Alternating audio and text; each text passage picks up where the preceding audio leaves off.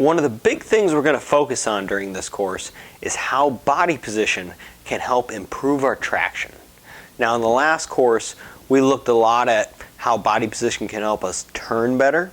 In this course we're going to talk about the different ways that we can use body position to help our bikes stay gripped to the pavement.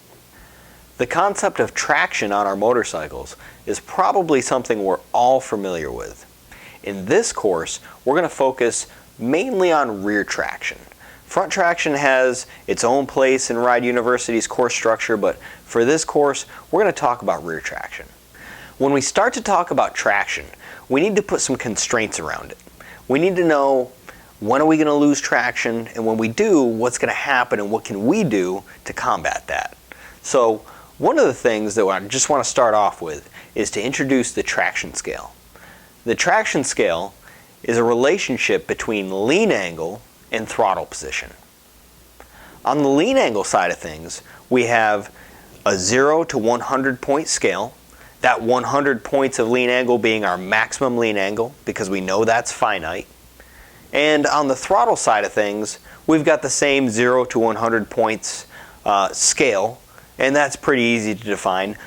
Closed throttle is 0 points, wide open throttle is 100 points. Now, those two values combined equal traction, and that traction is measured on a third scale at 100 points. So you look at lean angle plus throttle equals traction.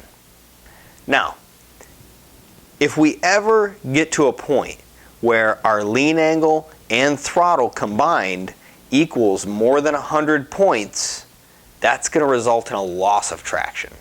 And that's bad, especially if we don't know what to do when that happens. To think about a real-world example of how the traction scale works, you could say, let's take a motorcycle in the middle of a corner, right in the middle of the turn, and that motorcycle is using 99 points of its available lean angle, pretty much maximum lean angle. How many points of throttle can that rider have? 1 point. So pretty easy system. I mean, it's something that we can hopefully all abide by when we're out on the track. We know there are consequences if we don't, and that's the traction scale. Now that we understand what the traction scale is and how it works, let's go put it to use with body position.